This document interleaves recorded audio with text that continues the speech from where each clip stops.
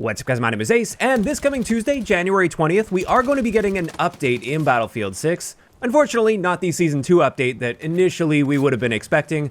I have already covered that. Season 2 has been delayed until February 17th, but in saying that, we are still getting an update on the 20th. However, it's not really a major update, and I was actually debating whether or not to even make this video, but I figured I might as well throw a quick one together, just covering some of the highlights from this update. And honestly, the number one highlight, and something that I think is going to be an excellent addition, is they're adding color customization for our reticles in our optics. I'm personally really looking forward to this, because as of right now, for the vast majority of optics, the reticle is just a standard red color. And one of the main reasons I'm almost always using the OSA 7 optic is partially because it's a low zoom optic and I like low zoom optics. But another huge reason is it's the only low zoom optic, at least off the top of my head, that doesn't have a standard red reticle. It's got a green reticle instead that pops a little bit more, and I simply like the looks of that. I don't lose it in my sights nearly as often as I would with a red reticle. And so having the ability to customize the color of other optics is going to open things up for me a little bit more. And I probably will be branching away from the OSA 7 now, and that will be quite refreshing. But at the end of the day, that is a very minor change in the grand scheme of the gameplay and the issues with the game. So as excited as I am for that, it's also unfortunate that that's like the big highlight of this update for me at least. However, another fairly big change here is to vehicle play. They're reducing the jet cannon damage against other jets and helicopters. And they mention it's going to require approximately 40% more hits to destroy enemy air targets. And I'll be honest, I'm not a vehicle player at all, and especially not a jet player, so I'm not super well versed in this, but from what I've been seeing online at least, a lot of people have been mentioning that those jet cannons especially are just making it so dogfights are over way too quickly. And it's already hard enough to survive in aerial vehicles in this game with how many things can shoot you down. So this is just targeting one of many issues, but at least from what I'm reading online, it does appear that jet pilots are generally happy to see this news, as it's going to increase general survivability in the air a little more and make for some more interesting dogfights. But also what I'm hearing is this is just the tip of the iceberg, and there needs to be quite a few other changes to improve the aerial combat. Now, outside of that, in this update, another thing that will be a welcome change is they're improving some of the melee responsiveness.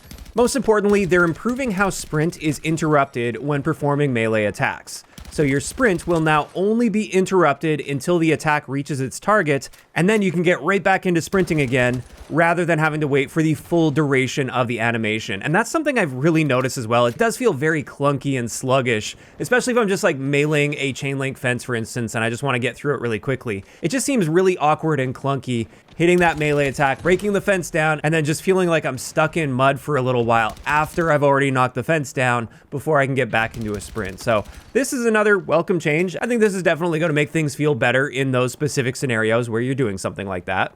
On top of that though, when it comes to melee, they did mention they are improving the attack speed for knife melee attacks, and they're improving the buffering behavior for the knife and sledgehammer attacks as well. So some nice fixes there to melee.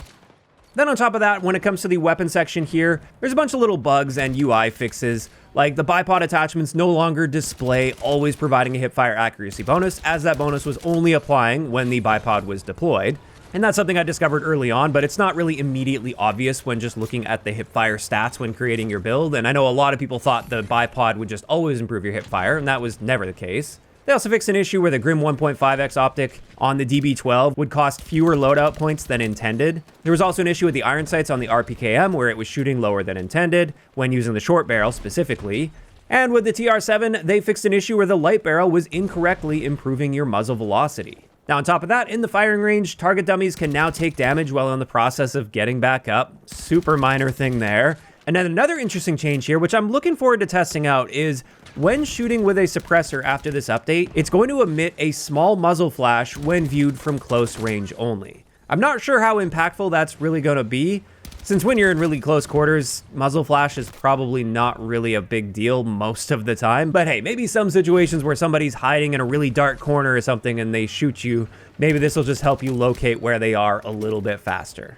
Then for gadgets, they fixed an issue where the GDPIS was not destroyed when targeted by the recon drone, defibrillators, or the repair tool. And it looks like they're finally going to be fixing the issue where the sniper decoy was not properly hiding scope glints from nearby snipers. And this is something I covered early on. There was actually a bug/exploit with this. This is something you could take advantage of. where instead of your scope glint appearing or not appearing based on the radius you are to the sniper decoy, instead what you could do is you would aim down sight outside of that radius, strafe into that radius, and it would toggle your scope glint off permanently.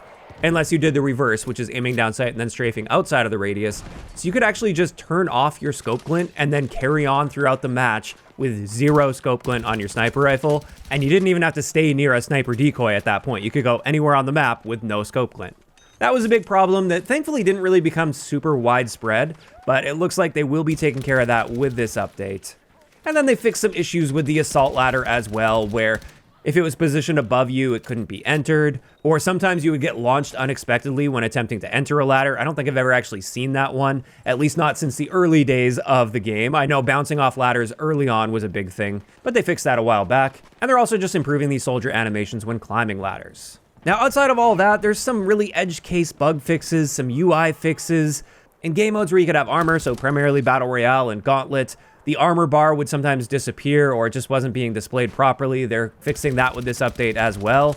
And that's pretty much it for this patch. Like I said, not really a huge update by any means, but they're taking care of a small handful of issues here. And honestly, it's not completely unexpected. It seems much of the big changes based on community feedback, those are going to be coming with the Season 2 update, and part of the reason that update was delayed is I think they want to make sure they're really covering their bases and getting a lot of that stuff taken care of so they can hit it all at once with that big Season 2 update. So on one hand, sure, I am a little bit disappointed that this update isn't going to be all that impactful to the general gameplay experience. But on the other hand, not totally unexpected based on how they worded things before. The big, impactful update is expected to be coming with the launch of Season 2, so we're just gonna have to wait another month for that. And as I've said before, I am willing to wait for this update so they can really get things nailed down and super solid for that update, but at the same time, my expectations go up when an update is delayed like this, and I'm really hoping to see some very big, impactful changes and improvements in a month when Season 2 arrives. Now, of course, I am curious to hear from you guys, though, in those comments down below. How are you feeling about the changes that are going to be taking place with this update coming on Tuesday? Are you guys generally happy with these changes? Are there any changes in here you're unhappy with? Or any that you were really hoping to see that didn't make it into this update? Just let me know down below. If you enjoyed the video, a like rating is always appreciated. And don't forget to subscribe for more if you haven't already. I'll talk to you guys next time.